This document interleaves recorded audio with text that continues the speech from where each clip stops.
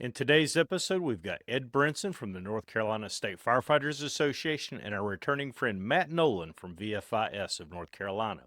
We'll be delving into the latest on roster management, important dates, firefighter cancer programs, and much more. So let's roll the intro and stay tuned.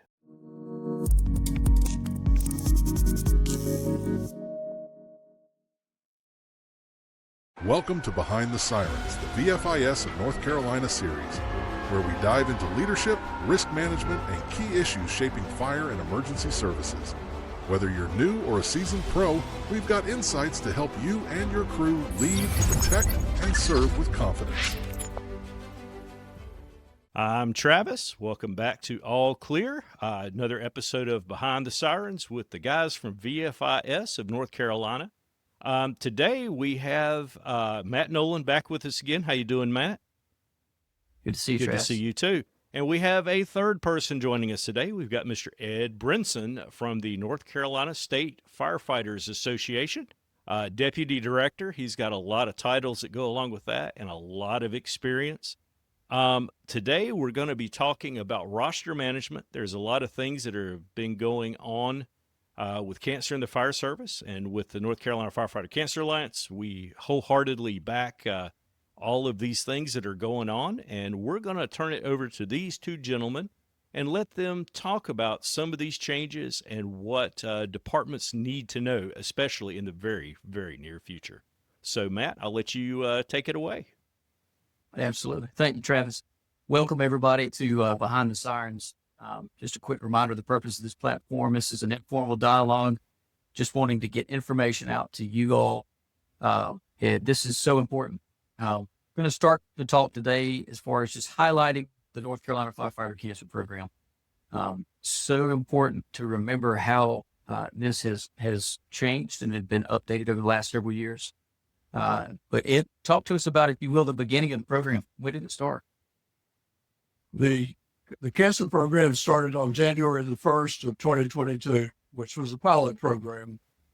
And the benefits at that time was set by the General Assembly, and they also set requirements for the cancer benefit.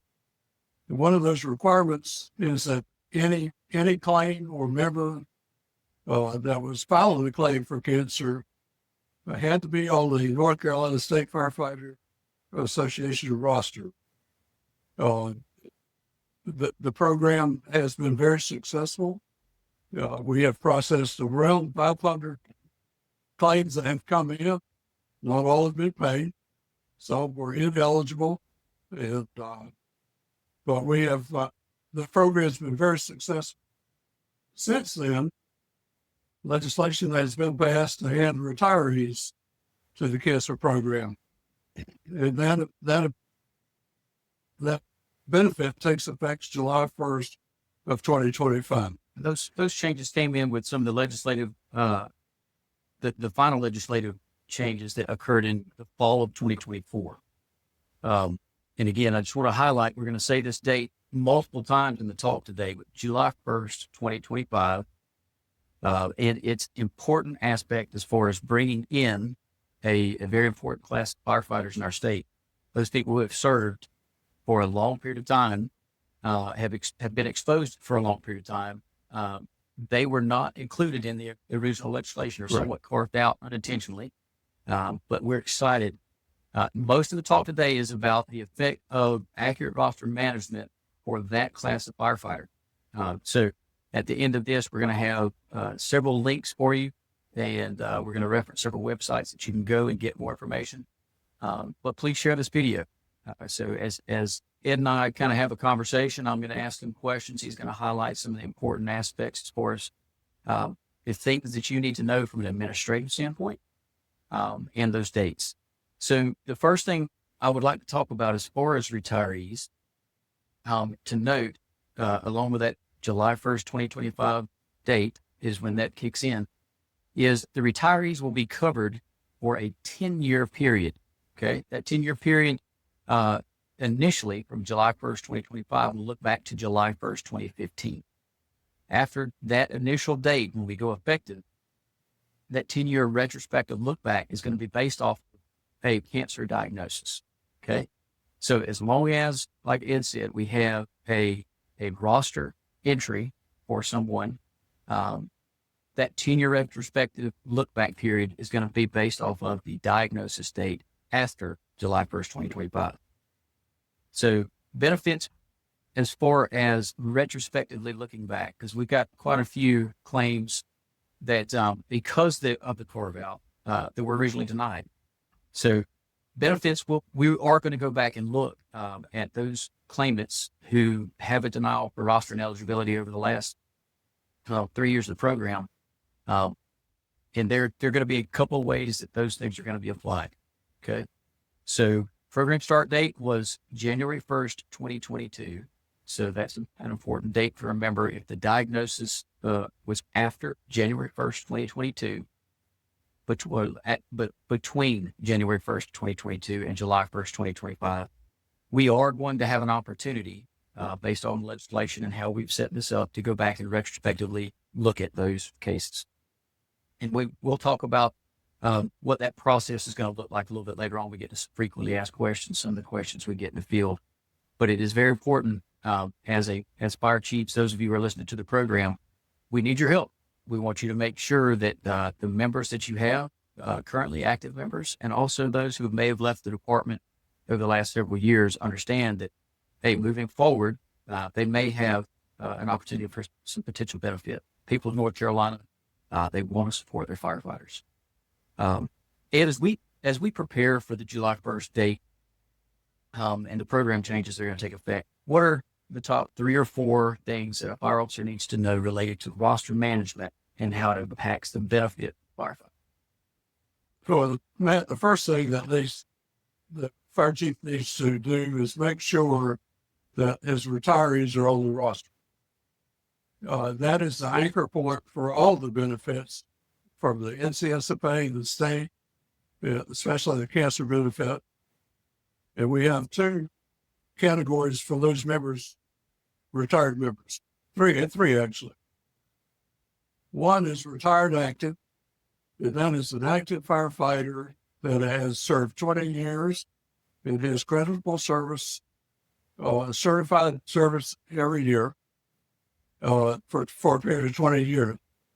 The active retired fire is eligible for the cancer benefit if they're diagnosed after January 1st, 2022. The second category is retired inactive. The retired inactive firefighter is someone that has served 20 years, has 20 years of certified service, and they are no longer can be classified as a firefighter.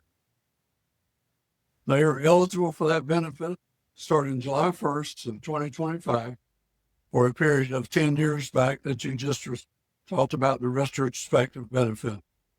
They must be on the roster by July 1st of 2025. So let's hit that one more time. For those members that have retired in the last 5, 6 years, 10 years or so, it is very important that they are on the roster as of July 1st, 2025, if they've had a cancer diagnosis between the dates of January 1st, 2022 and July 1st, 2025. That will allow us to go back and provide benefit. Per the way the legislation is written, if they're not on the roster on July 1st, 2025, our hands will be tied. We won't be able to apply those benefits. Okay? Now, the retirement inactive benefit roster category is a paid dues position.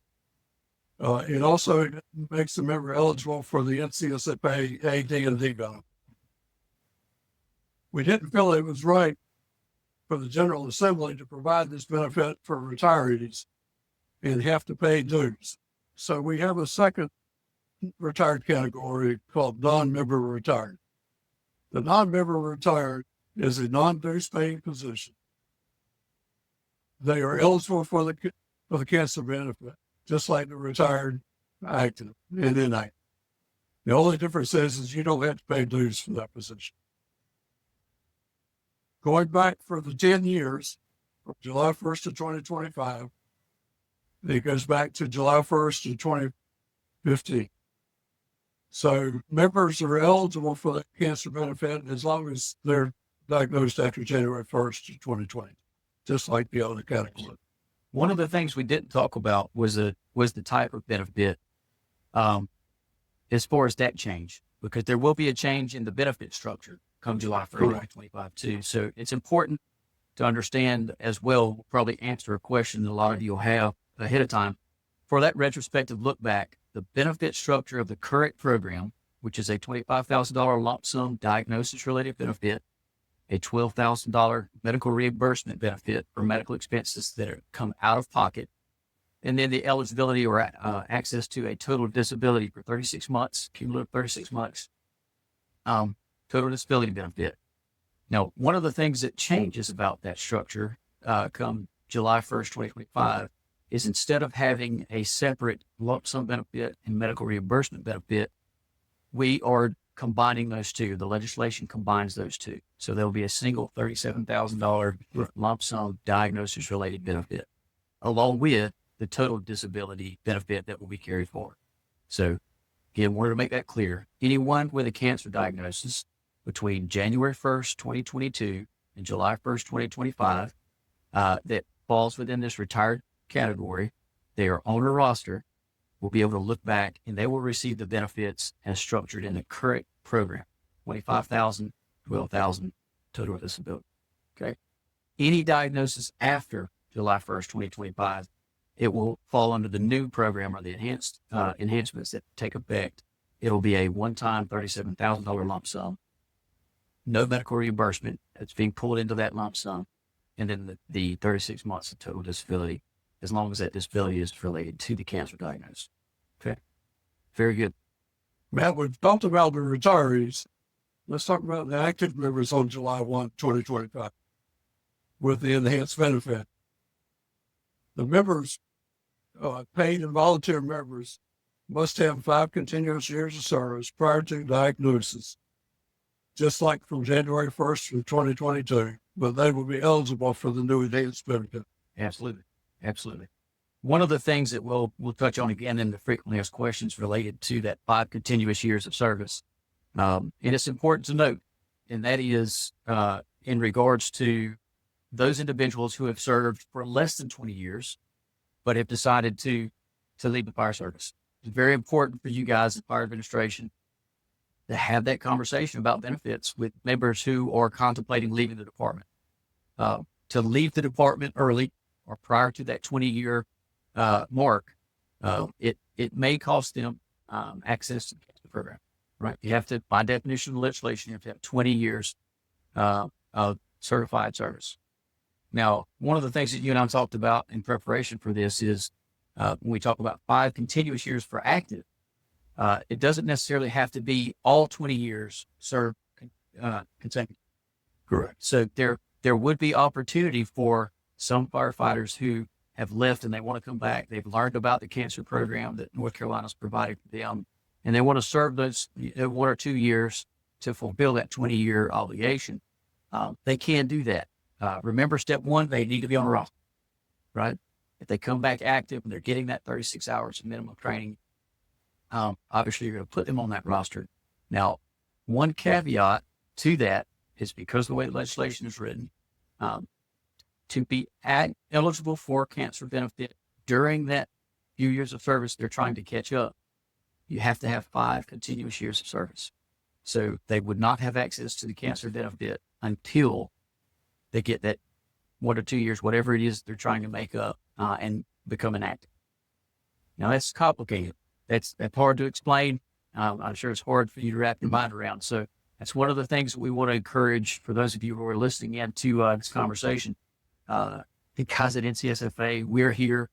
Please contact us and ask those questions. If you have someone who's contemplating leaving and they're concerned about how they need to approach the next couple of years, or how they would need to approach roster management as a chief, and how you're managing your roster, please don't hesitate to reach out to NCSFA. You guys are there to answer those questions. Thank you, Matt. One important note is that we talked about continuous service, 5 years of continuous service. Those are 36 hours of training each year certifiable, credible service. All right. Jackie and I know you guys have been, it's been the road show since the new legislation took effect, trying to get the word out. This is another format and a medium that we're trying to get the word out about some of these changes, whether it be in individual departments or in regional meetings. We're trying to make sure that every year that we can get into, here's this. We always get good questions in these forums, and we've already touched on some of them, but we want to kind of approach this from a frequently asked question standpoint, maybe frame it as if you were getting that question too. So let's hit on a couple of those questions, if you will. One of the questions I get a lot is in reference to what we just talked about. I've got a member who has 19 years of service. They're interested in retiring. What should a chief tell the member? Number one, it has benefits implications. If we can keep you for one more year, number one, we're going to have a good firefighter for one more year. So there's retention aspect for the department. But number two, if you leave before 20 years and you retire, you will not have access to that 10-year window for cancer diagnosis. But anytime in that 10 years post-retirement or going inactive, if you're diagnosed with cancer, you won't have access to the North Carolina Firefighter Cancer Program. So what should they do? They should get their 36 hours. They should fill that 20-year obligation. Right. And then the chief, the department, from a roster management standpoint, will need to maintain them going forward, including that inactive date. That's correct. All right. Anything you want to add to that? Yeah, it's extremely important for the member to stay on board and not leave. That 20-year period is critical for not only for the cancer benefit, but for the Fire Rescue Pension Fund, if they're a member of that. Absolutely. The second question that we wanted to present, member recently left. They want to come back to an active status to serve a few more years to get 20. What should they be aware of as far as the time requirement during that service period? We touched on that earlier as well.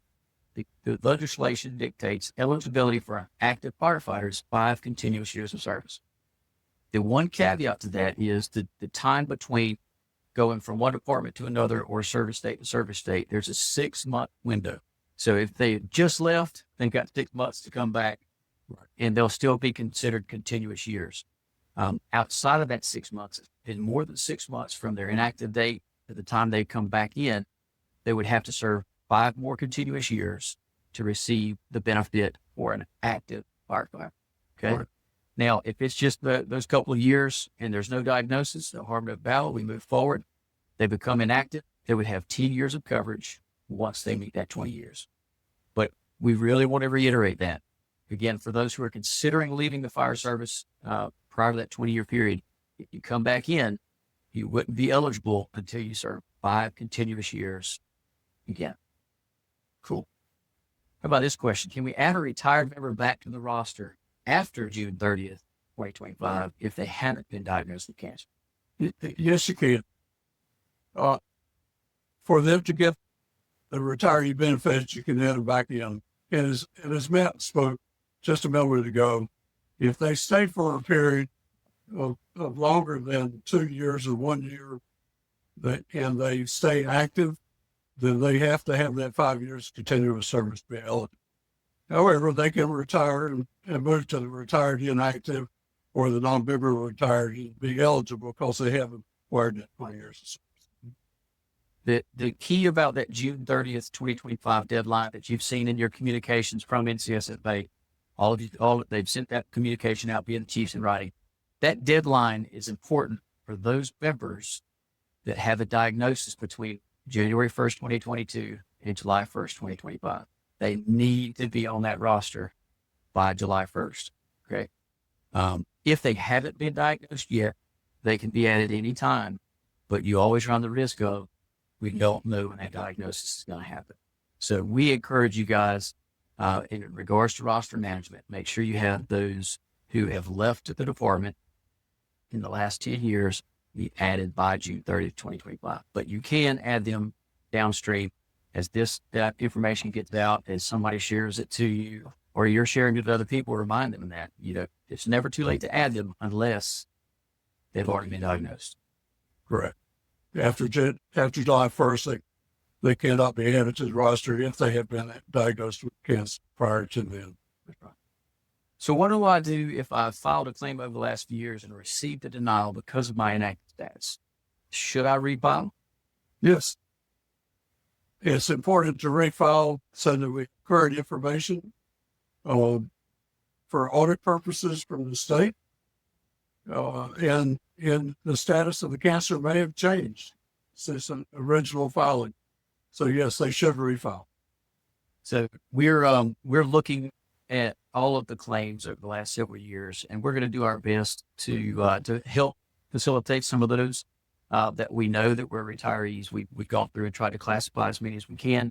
So we're going to try to communicate. But as you're hearing this, as you're getting communications from NCSFA, please encourage anyone who has retired and was essentially informed via their denial letter that it was due to their inactive status.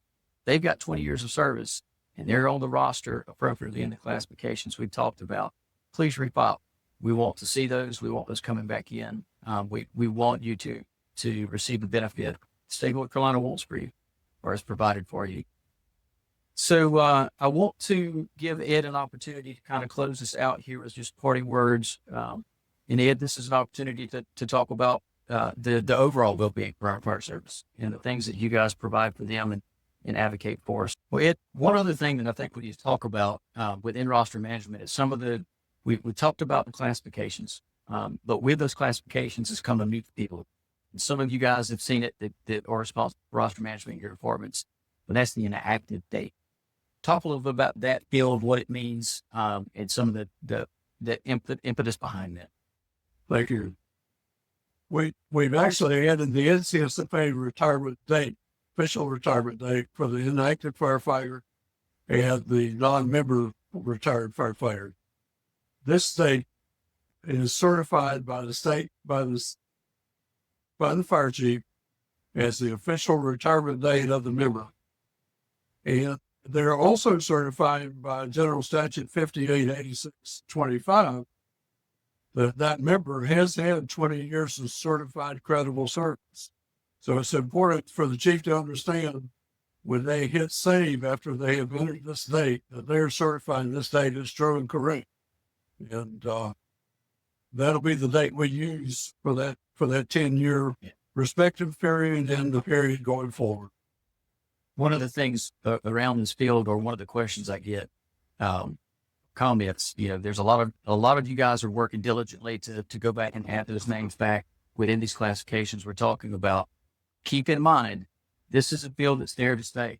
This will be something that going forward, as members decide to retire, it's very important that this is maintained. And again, it's going to prompt you when you go through the process of addressing the retirement status or classification status of that member. Once you choose retired and you do not check the active button, this field is going to populate for you upon saving. So it's there in your base. It's hard to miss, but make sure you're looking at that diligently. You also have to have a date in that category, because if we don't have a date, we won't be able to offer the benefit. That's right. Now, Ed, I'm going to ask an off-the-cuff question, something I'm going to throw to you. When it comes to a member that has gone from one department to the next, maybe they have 5 years in one department, 15 in another. I know the unintended consequences of some of the way we have to manage this is who maintains that retired firefighter. What does NCSFA have to say about that? The last department they served in, that chief is responsible for obtaining that information from either the previous department, or we can assist with that if they let us know what departments they had served in. Very good. Very good. Communication. If you have a question about that date, that field, please contact Ed and his team at NCSFA. Let them walk you through it. And once it's there, we can process. We're good. That's good. Awesome. So any parting words? Well, yes. I can't emphasize enough the importance of our fire chiefs to maintain a timely and accurate NCSFA membership roster. It is the anchor point for all of their benefits, all the state benefits, the line of duty benefits, cancer benefits, the NCSFA accidental death and dismemberment benefit, and the Department of Justice PSO Put B benefit. There is no probationary period time for benefits. When a member joins your department, you need to hand them to the roster that day or that night. If something were to happen to them during the gap between the time they joined the department and the time they were added to the roster, then they would not be covered for benefits for the NCSFA and possibly lose their PSOB and North Carolina State firefighter benefits. So if you have any questions about this, please don't hesitate to contact our office. We'll be glad to talk with you by email or phone. And then I'll turn it back to you. Absolutely. And just a reference as far as contact, there's a ton of information that both of our websites contain. Whether you go to ncsfa.com, please visit this site, or VFISNC.com. And both of those are going to be in the show notes. We'll have links to those. But there's information about the cancer program on both of those sites. There's detailed information. And when you file a claim, you're going to be directed through our website at VFISNC.com for that initial form. So Travis is going to hook us up with those links and Ed's contact information, or the contact information for NCSFA to get to Ed and those at the association that can answer those questions. You won't be able to miss that. We'll make it clear. Other information on those sites outside of the cancer program is so important. It's crucial, especially as it relates further to oncology and the fire service. But one of the things that I would encourage you guys to visit that site for is all of the additional benefits that are there, like cancer screening. We want to talk about a little bit of that. Sure. 3 years ago, Blue Cross and Blue Shield provided a $200,000 grant to the NCSFA fundraiser entity called the North Carolina Firefighters Fund. This is a $3,000 reimbursable cancer screening benefit it's available to only volunteer firefighters. And that was a requirement of Blue Cross and Blue Shield, but any department that has volunteer firefighters can apply for this. We don't dictate the type of screening you can do. You can do blood screening, scans, or even dermatology appointments for skin screenings. But it is a $3,000 benefit that has been greatly underutilized, and it's there for you to use. The application for the reimbursement is both on the NCSFA website and the NCFF website. The only criteria we have is that you send us a list of names of the volunteer firefighters that participated in the program. And we don't want to know what their diagnosis was. We hope they're all clear, but it's there, funding there available for you and your members to utilize. So important. As wonderful and as robust as the benefit for the North Carolina firefighters is when it comes to cancer, we can't highlight that enough. Right. We want to find it before it's advanced. We want to find it as soon as possible. Cancer screening is so crucial.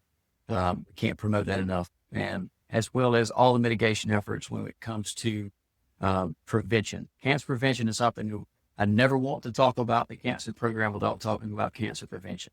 We're so glad the benefits there, but we don't want advanced stage cancer, and we don't want any cancer. We want you to prevent it. So make sure you guys are putting some effort and prioritization in getting trained.